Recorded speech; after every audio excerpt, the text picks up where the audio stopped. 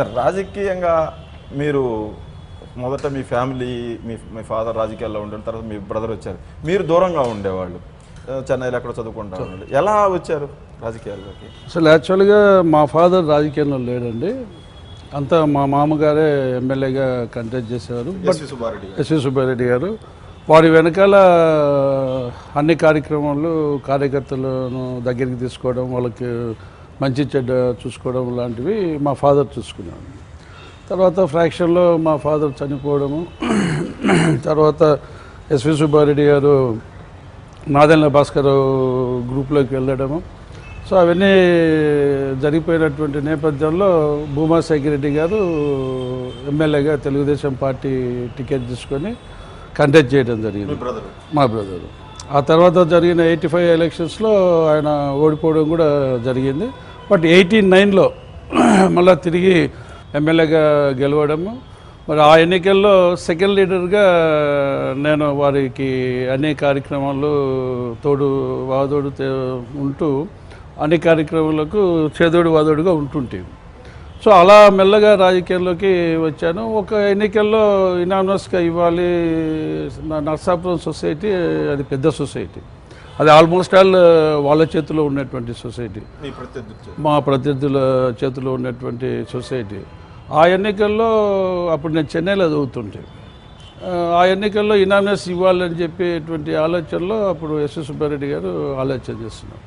కానీ మాకు ప్రెస్టేజ్ కదా ఇనామినస్గా ఇవ్వడం అనేది బాగలేదని చెప్పి మా బ్రదర్, నాకు అసలు రాజకీయాలు ఓనమాలే తెలియవు, అటువంటి టైంలో తీసుకొచ్చి నన్ను ప్రెసిడెంట్గా సొసైటీ ప్రెసిడెంట్గా కంటెస్ట్ చేయడం జరిగింది.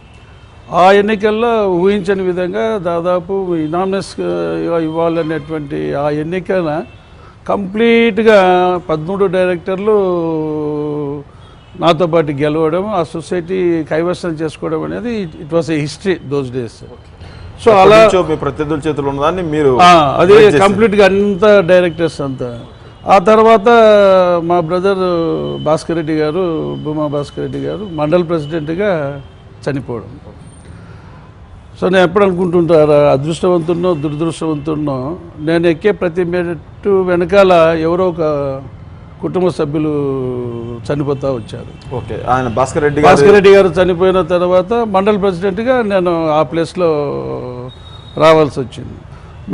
మండల్ ప్రెసిడెంట్ అయిన ఒక 2 ఇయర్స్కే శేఖర్ రెడ్డి గారు ఎమ్మెల్యేగా ఆయన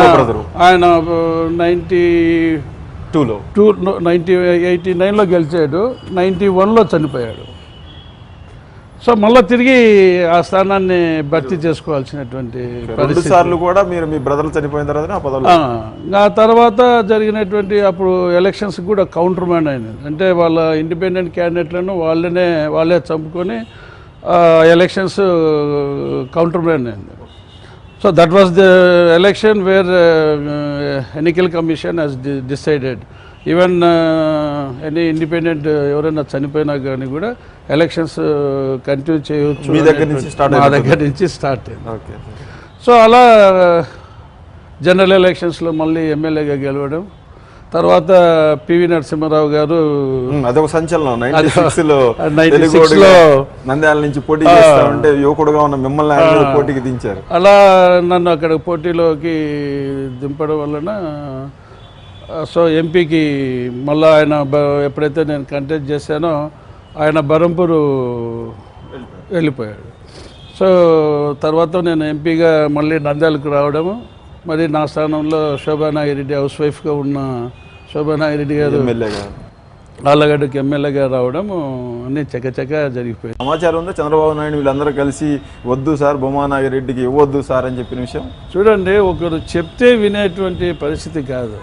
నన్ను తెలుగుదేశంలో తీసుకున్నప్పుడు ఆయన వింటాడా లేదన్నది కానీ మీకైతే అవకాశం ఇవ్వద్దన్న చెప్పినట్టు సమాచారం అయితే మీకు ఉంటుంది? అలా ఏం ఉండదండి.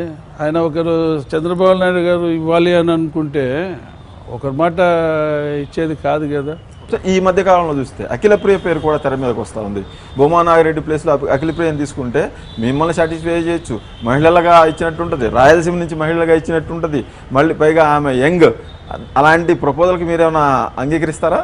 చూడండి, ఇది మంత్రి పదవి అనేది ఎవరికి ఇస్తారు అనేది చంద్రబాబు నాయుడు గారికి పక్కాగా ఎవరికి ఇస్తే బాగుంటుంది అని వాళ్ళు ఆలోచన చేసుకుంటారు. మీ వైపు చెప్పండి సార్, మీ కూతురు ఆమె. నా కూతురు ఎదుగుదల నాకు ముఖ్యమే కదా. ఓకే కదా, మీకు ఆమెకు మంత్రి అభ్యంతరం ఏం లేదు. ఆకి ఎట్లా ఉంటుంది, అంతకన్నా దరిద్రం ఏది ఉండదు.